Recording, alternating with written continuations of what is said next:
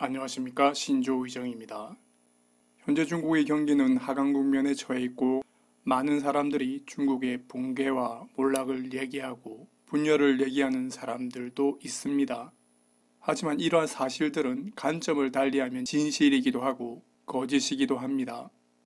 한국에서 중국이 망한다고 말들을 많이 하는데 망하는 주체에 대한 명확한 구분이 없는 것 같습니다.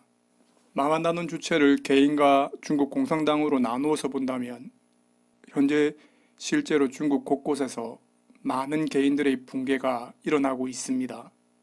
P2P 대출관리 부실로 수많은 피해자들이 자살을 했고 피해 가정은 붕괴되었습니다.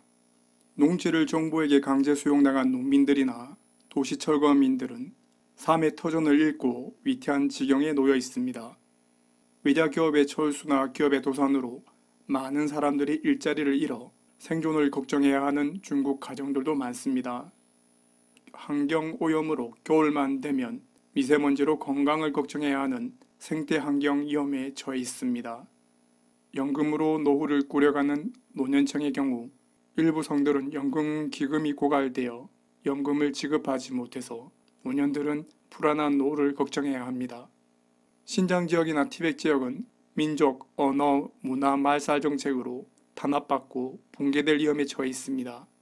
신장 지역은 강제 수용소에 수용된 인원이 최소 100만 명에 달하고 이로 인해 신장의 수많은 가정들은 붕괴되었습니다. 전부적인 인권은 무시당하고 정부가 개인의 자유와 권리를 제한하고 통제, 감시를 강화하고 간섭하고 있다는 차원에서 개인의 정체성도 붕괴되고 있습니다. 파룬공 탄압뿐만 아니라 기독교, 불교, 이슬람을 포함한 모든 종교를 파괴, 탄압하고 감시하고 있기 때문에 종교의 자유도 붕괴하고 있습니다. 하지만 망한다는 주체를 중국 공산당으로 보자면 중국 공산당의 집권은 여전히 굳건합니다. 그렇기 때문에 중국의 붕괴와 몰락은 개인과 중국 공산당이라는 주체가 구분되어져야 합니다. 2019년 10월 중국 전 공산당 관료 짱치의 집에서 금 13.5톤과 현금 하나추산 44조 8천억 원이 발견됐다고 합니다.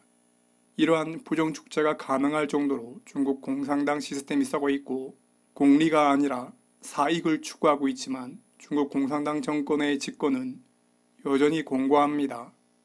중국 개인들의 삶은 붕괴되고 있지만 왜 중국 공산당 집권은 공고할까? 그러면 어떻게 하면 중국 공산당이 몰락할 수 있을까? 이렇게 붕괴의 관점을 개인과 중국 공산당으로 나누어 생각하고 그럼 중국 공산당은 어떤 상황에서 붕괴될 수 있을까라는 생각을 해볼 필요가 있습니다. 하지만 제가 이런 생각을 할 필요 없이 중국 공산당의 붕괴에 관해 저술한 책 한 권이 있습니다. 중국어 쾌얼 부뻥이라는 책입니다. 한국 한자로 읽으면 중국 개이불붕입니다. 중국 썩어 문드러지지만 무너지지는 않는다라는 뜻입니다.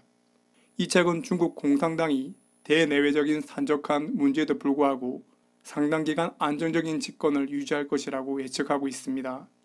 중국은 국방비보다 많은 예산을 사회 질서 유지 비용으로 투입할 정도로 국내에서 공산당 집권의 안정에 힘쓰고 있습니다. 우선은 중국에서 가장 큰 조직은 중국 공산당으로 9천만 명의 당원을 가지고 있습니다. 총인구의 5%를 넘는 수입니다. 그리고 민중 소유나 내란 진압을 목적으로 하는 군국 규모의 인민무장경찰부대를 운용하고 있습니다. 중국 공산당이 중국에서 가장 큰 세력이지만 세력을 형성할 수 있는 모든 세력을 단합합니다. 급격히 세를 늘려서 중국 공산당 간담을 서늘하게 했던 파룬공의 단합뿐만 아니라 최근 불교, 기독교 같은 세를 형성할 수 있는 모든 종교를 단합하고 있습니다. 그리고 민간 기업에 대해서도 중국 공산당의 영향력을 확대하려는 국진민퇴의 흐름들이 나타나고 있습니다. 그리고 공산당 성전부를 통해 모든 매스컴 미디어를 통제하고 인터넷도 실시간으로 검열하고 강력한 인터넷 차단벽을 만들어 해외로의 접속도 제한하고 있습니다. 그리고 2020년에는 사회 신용 시스템을 본격화하면서 빅브라더 사회로 변하고 있습니다. 그래서 중국 개인이 몰락하고 붕괴하더라도 중국 공산당은 굳건할 수 있는 것입니다.